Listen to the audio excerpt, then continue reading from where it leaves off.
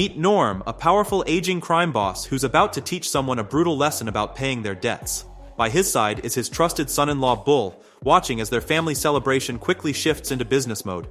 The party wraps up, and our unlikely crew races off into the night with a clear target in mind, a local slaughterhouse. Inside, we find Norm facing down the nervous factory owner, who's been dodging his financial obligations for far too long.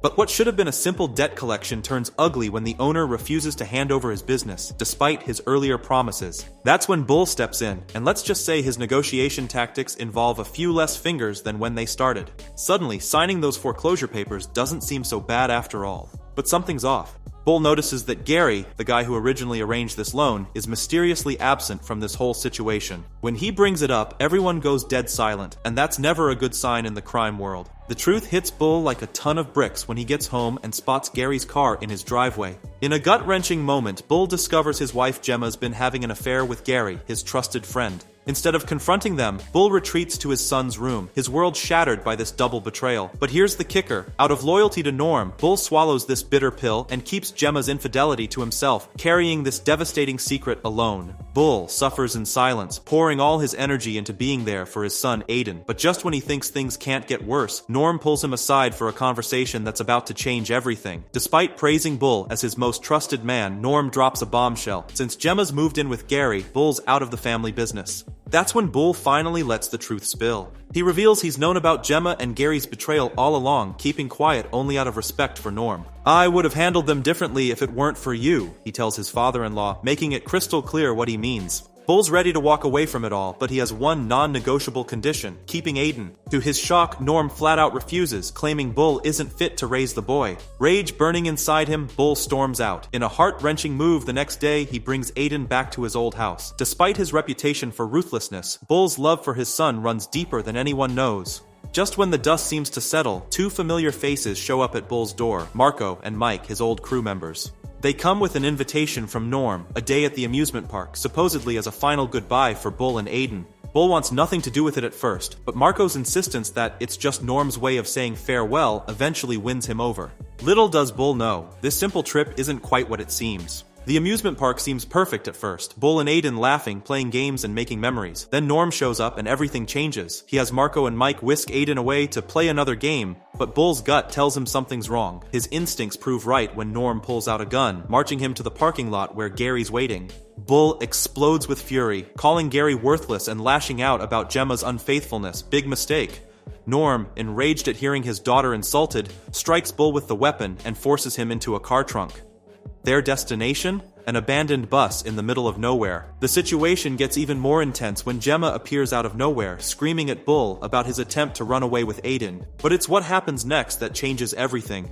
Norm asks Bull an eerily calm question. What would you do if you had to leave Aiden behind? Bull's ice-cold response sends chills down everyone's spine. I'd destroy everyone responsible. That's all Norm needs to hear. Knowing Bull's capacity for violence, he makes his final decision. His men douse the bus with gasoline and force vodka down Bull's throat. As flames engulf the vehicle, little Aiden breaks free from Gemma's car, crying desperately for his father. Gemma drags him back, leaving Bull to what everyone assumes is certain death. But death had other plans. 10 years later, a mysterious man hails a taxi. It's Bull, back from the grave and burning with revenge. His first move? Taking out one of Norm's old associates. A clear message that the past isn't finished with any of them yet. Imagine the shock on Norm's eldest daughter's face when she flips on her lights to find her husband chained up and a ghost standing in her living room.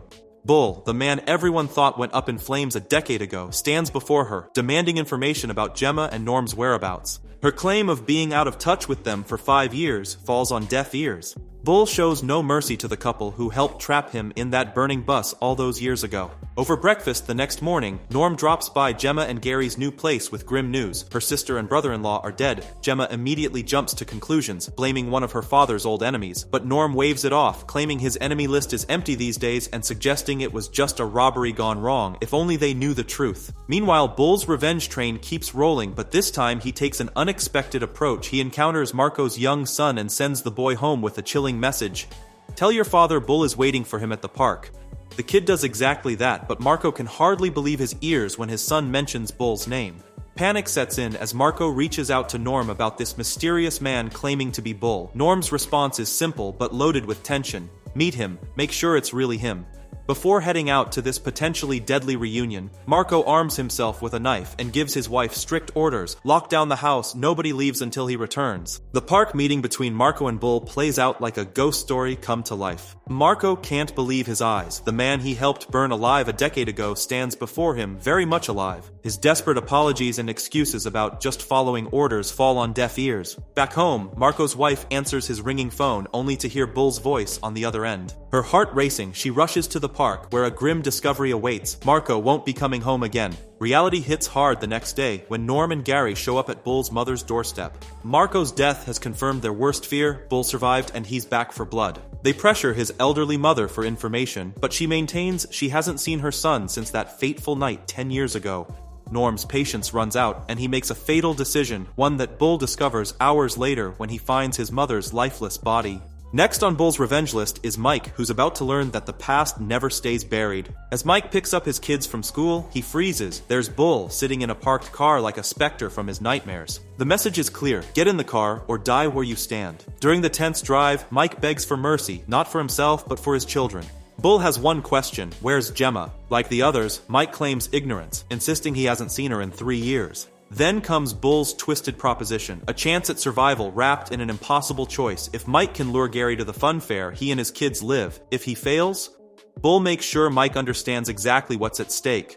The clock is ticking, and Mike's children's lives hang in the balance of his success or failure. The Ferris wheel spins at the fun fair, an eerily peaceful backdrop as Mike's children enjoy their ride. Mike's voice trembles as he tells Bull that Gary's by the waltzers. True to his word, Bull lets Mike and his kids walk away. A rare moment of mercy in his vengeful crusade. The color drains from Gary's face when Bull emerges from the crowd, knife glinting in the carnival lights. Bull forces him into a twisted game of arcade entertainment, but this is no friendly competition. As they play, Gary spins a tale about splitting from Gemma 6 years ago, claiming total ignorance about her whereabouts. Wrong answer. Bull sees through the lie, and Gary pays the ultimate price for his deception. Still hunting for Gemma and Norm, Bull's break comes in an unexpected place, a nightclub where he spots a familiar face, a drug runner. Knowing Gemma's struggles with addiction, Bull sees his chance. He corners the terrified courier, demanding to be taken to the city's biggest dealer. The courier, valuing his life, quickly agrees. At the dealer's place, Bull starts surprisingly polite, offering cash for information about Gemma. But when the dealer reaches for his drink, Bull strikes, severing the man's hand in one brutal motion. The dealer's screams echo through the room as Bull makes his point crystal clear. Finally broken and bleeding, the dealer strikes a desperate bargain. He'll lead Bull straight to Gemma if Bull lets him live. What the dealer doesn't know is whether Bull plans to keep his end of this bloody deal. Bull finally tracks down Gemma at her home, finding her fast asleep. His thundering voice jolts her awake, and upon seeing him, she immediately dissolves into desperate apologies, begging for mercy. Without wasting a moment, Bull demands she call for Norm. Moments later, Norm bursts in, weapon at the ready, but he's unaware that Bull is lying in wait with a concealed knife. In a swift, brutal confrontation, Bull overpowers Norm. As Norm lies helpless, Bull grabs a nearby pillow and begins to suffocate him, all while demanding Aiden's whereabouts from a terrified Gemma. Despite Gemma's repeated pleas for him to stop, Bull's rage only intensifies. His threatening shouts for Aiden finally break Gemma's resistance. Shaking with fear, she reveals a heartbreaking truth. She had abandoned Aiden, leaving him to survive under a bridge in the city center.